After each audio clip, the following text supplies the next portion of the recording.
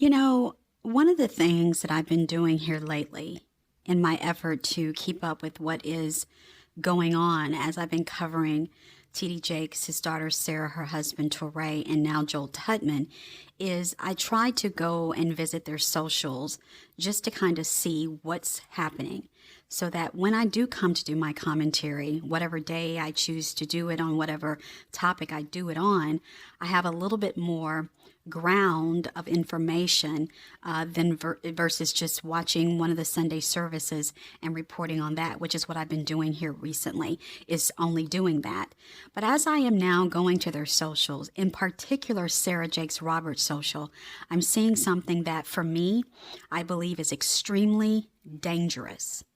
I'm going to say it, I'm going to even take it a step further, and I do my best to not misuse words for dramatic effect, so I'm not trying to be hyperbolic when I say this.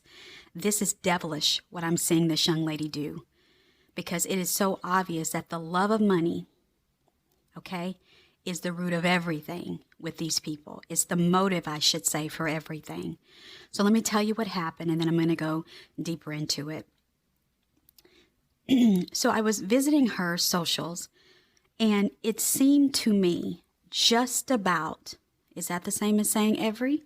No. Just about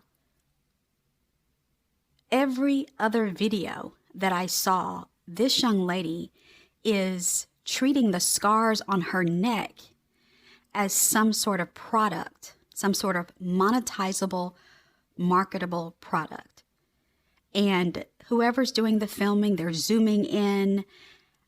I know how dangerous it is, and I'm going to explain in detail why it is so dangerous in just a moment. How dangerous it is to do what this young lady is doing. She is treading on really, really terrible ground, and she needs to be careful. Let me pause and say this. You know, I am not the kind of person who believes that a person of faith, no matter what their religious belief or religious belief or spiritual path is, I don't believe that individual should make the focus on forces of evil. Because the truth is, when it comes to an individual's life, that's the context of what I'm about to say. So hopefully we're not going to take it out of its context, right, and give it a totally different meaning.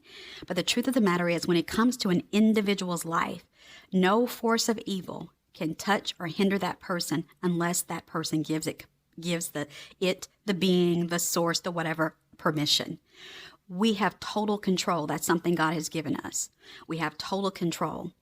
And so sometimes, though, out of ignorance, or out of lust for money, lust for attention, lust for fame and notoriety and social connection, we can open our lives up to forces of evil. And by doing what she's doing, by making very light of what happened to her, that's exactly what she's doing. Now, let me go deeper into this. Trying to monetize personal pain is a hindrance to spiritual growth when the motive is to make money from the experience, which is exactly what she's doing. She's now turning what happened to her into a multiple citywide tour. In October, she's starting it, where she's going to be going from city to city, and she's calling it the Rogue Tour. And a part of the marketing for this is her constantly pointing to the scars on her neck. So I'm going to repeat this. Turning personal pain into something that's monetizable is a hindrance to spiritual growth. Let me explain why, because I know I have some young folks listening, and because this is so normal on social media, we tend to think it's normal. We tend to think it's healthy. We tend to say, oh, well, everybody does it. It's not a big deal. It is a big deal, because this is what happens with the brain. Anytime we begin to feel rewarded for our personal pain or trauma we've experienced, it distorts our view of the relationship between good and rewards, bad and consequences. We kind of get it all reversed. So none of us should want our relationship to pain or to trauma to become a happy experience or a rewarding experience, meaning I'm going to get money because of it. I'm going to get 20,000 more followers because of it. You see, it becomes a distortion in our mind to where then people welcome bad experiences in their life. They welcome trauma because they know this too I'll be able to monetize. It's a terrible twisting of things in a person's mind. And it's obvious to me she's already there. When a person turns suffering into a product, they subconsciously will feel pressure, y'all, to stay unwell just to maintain the brand, the audience, and the income that they get from it. Sarah is turning her physical scars into a marketable product. It's disgusting, it's sick, and again, it is devilish. This is so dangerous. So what now? Is this going to become a book, a paid television interview, a documentary, some other money-making venture? Instead of this girl taking her behind somewhere and sitting down and reflecting on what happened to her, she's turning her tragedy into the next chapter of the Sarah Jakes Roberts show. So now healing is secondary to fame. I'm going to tell y'all something. Turning everything into money, turning everything into work is wicked. The obsession with money, the obsession is killing a lot of folks out here. I am so disgusted by this because it is a disgusting thing for a person to do.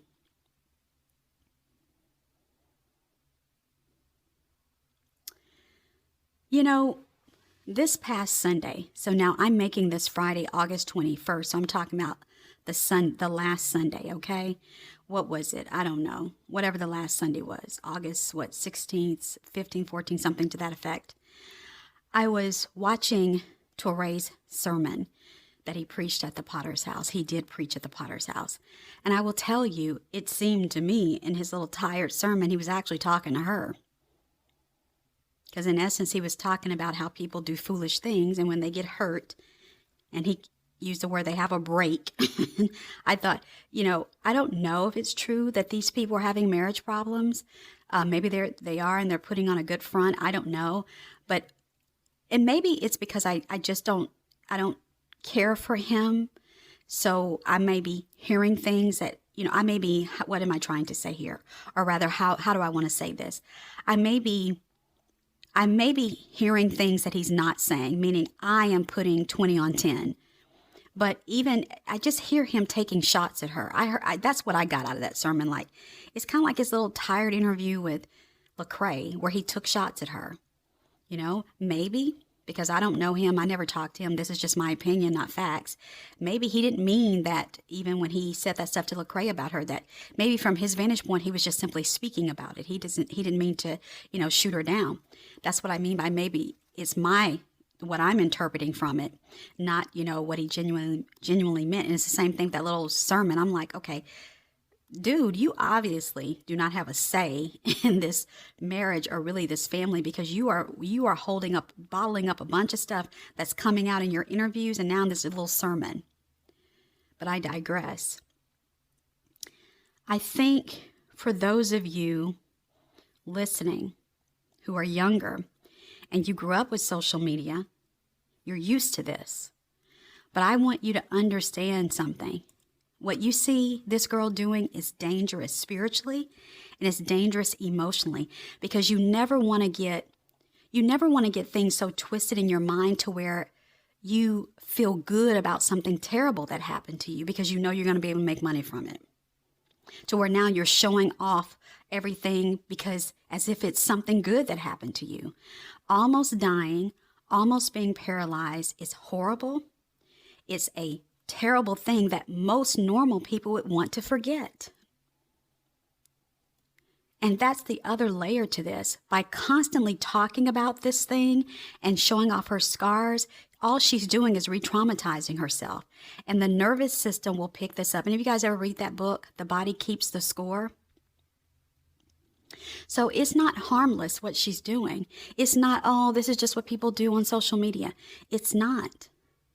It's very dangerous to not understand that when bad things happen to us, when traumatic things happen to us, we are not supposed to be happy about it and trying to make money from it and showing it off.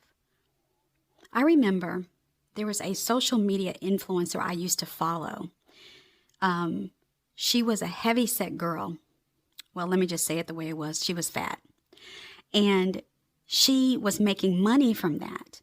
And I remember her talking about how so many times she actually wanted to get healthy and lose weight, but her fatness had become her brand.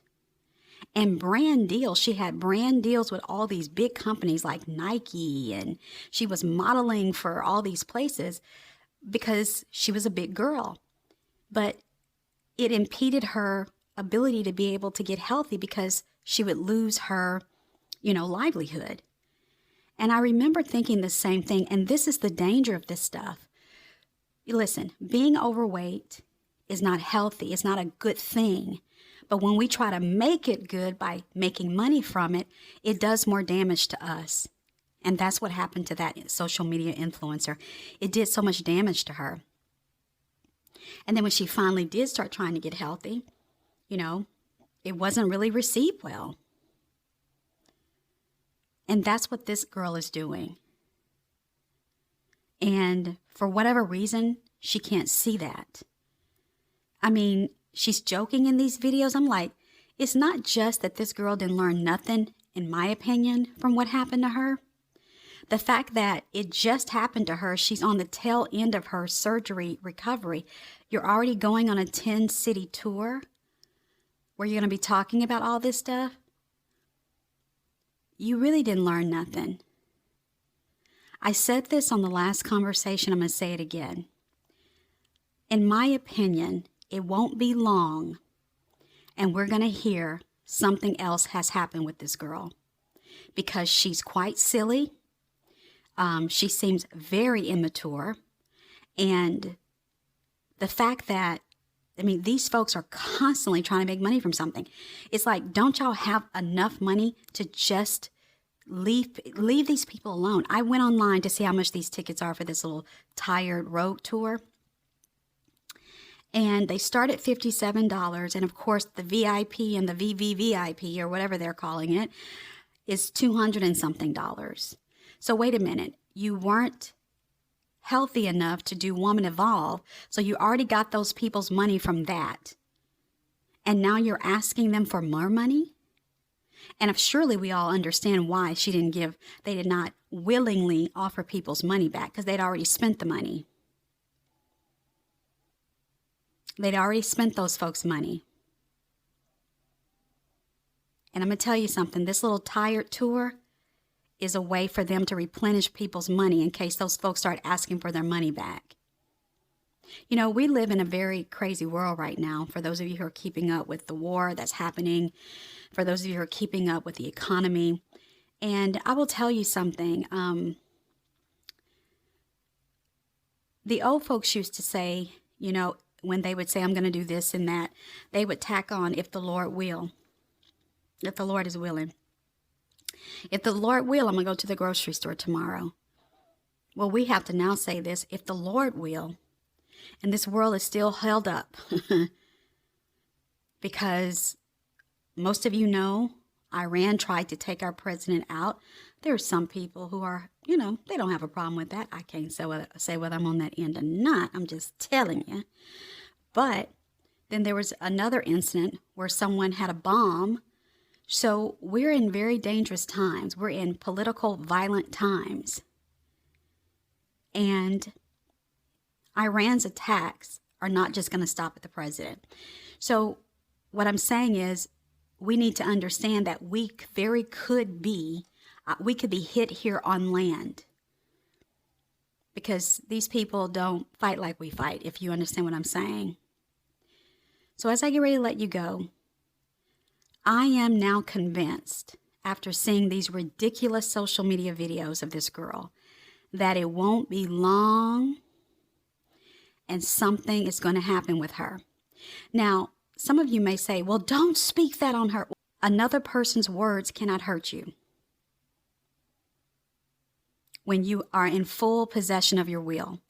When you're a child, that's something different. The words of your parents, the words of our parents, yes. But I can't curse Sarah with my words. I don't have that kind of power, and neither do you.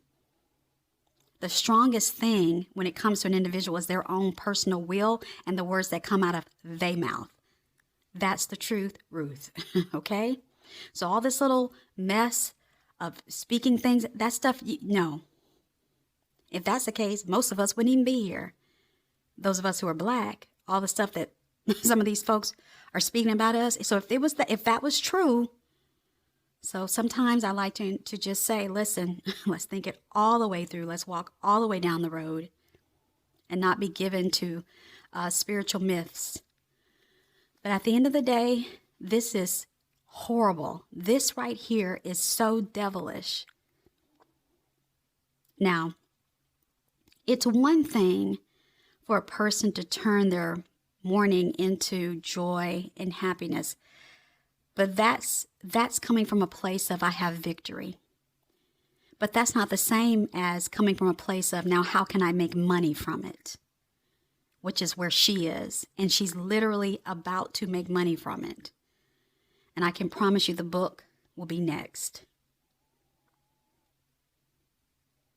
You know, I did a podcast before where I was saying how I felt sorry for Sarah because I felt like she was under all this pressure from her. This is before her brother stepped up and said, hey, you know, I've accepted the call and whatnot. But I felt sorry for her because of all the pressure, you know, trying to carry on all of Daddy's mess, Daddy's conferences, Daddy's church that he needs to let go of and say, you know, God did a great work, but that season is now over. We're moving into a different season. Sell it all. Take your money. Go finish out however many years you got left in your right mind and in a somewhat sound body and have done with it, right? But now as I looked at these videos, I am now clear. This girl likes all this stuff. She likes the attention. She likes it all. Well, I will say, when a person is not turning their mourning into joy because I got victory, but because they're doing it for money, they've opened a wide door of their life to forces of evil. Because that is giving forces of evil permission to bring more trauma, to bring more hard things. I don't know what happened to Sarah that got things so twisted in her mind. But what I will say is that I don't know now how much of this that I'm seeing is ignorance. I don't know. You know, this is a lady who is knocking on 40 years of age. And maybe it's because she grew up in the situation she did, but she is, in my opinion, woefully emotionally immature. The stuff I'm seeing are things I would think a teenager would be doing. I know one time I was looking at some video and she said that Torre, you know, sometimes he would be a little too rough with her in terms of his words. And he would say stuff to her like, what were you thinking?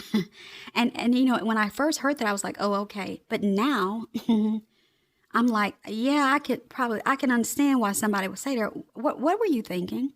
And listen,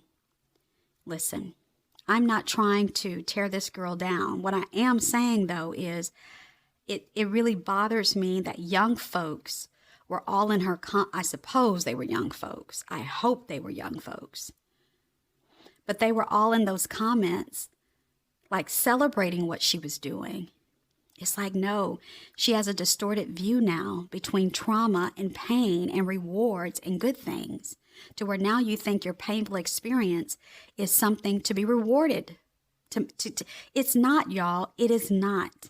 When things like this happen to us, especially if it's true that she almost died, We are to be somewhere quiet and in silent reflection of what is my life trying to teach me? What is this experience?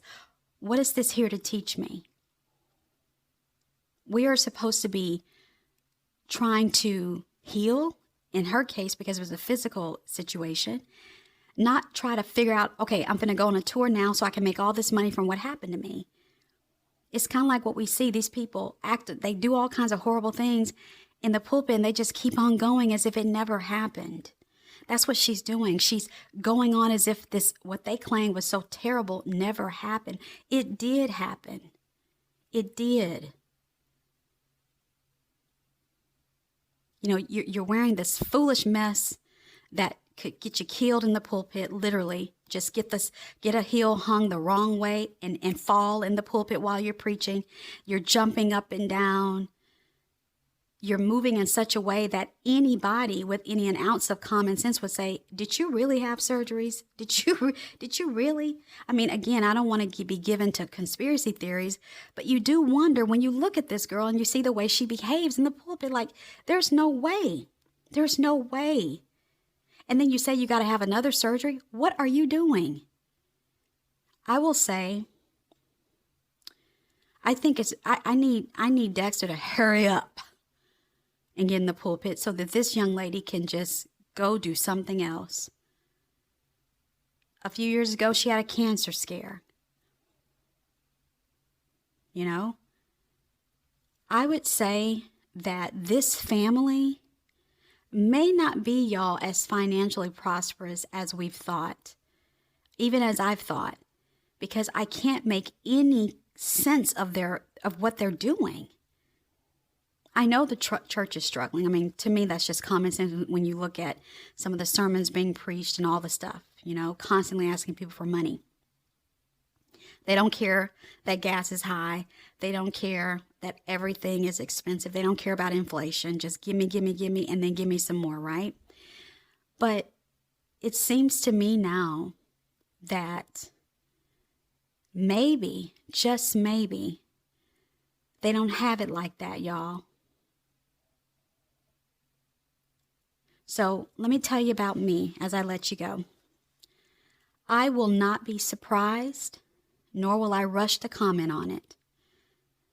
I will not be surprised if in a matter of time we don't hear that she fell in the pulpit, something happened on the road, had another accident, re-injured. I won't be surprised by none of it, nor will I be rushing to do commentary on it, because I'm saying now that I can see where this is going, and I don't see nothing but a tragic and destructive end. And I don't mean death. I just simply mean nothing was learned from this experience. Nothing of value did she take from it, except that it's value for me to go and spew it to all of my supporters so I can now get money from them. So what I don't understand as I let you go, why postpone Woman Evolve till next summer when you're well enough to do I think this was 7 cities, back to back to back to back to back. And Woman Evolve was, 2 to 3 days, something like that? Why couldn't y'all move Woman Evolve to October if you're well enough to go to these places? Detroit, San Antonio, what else is on there? Several other places. Wait a minute. You're well enough to do all of that in October, but you guys had to move Woman Evolve to next year? I'm telling you, they spent those folks' money. They didn't have those folks' money to give back. They were going to have to probably dig into their own pockets. This is all my opinion. They may have had every dime to give back to them. Y'all, let us be better than this. Let us make better decisions than this. Here it is. Let us have people around us who love us enough to tell us the truth. Let us have really wise people around us who can say, what you're doing right now is dangerous, is unwise. Don't do that. Or who can suggest other things to us. But I'm telling you, distorting the relationship between pain and rewards and trauma and rewards, terrible, devilish, terrible. Those scars are now her marketable products. And I think it's wrong. And I'll talk to you on the next one. Bye, guys.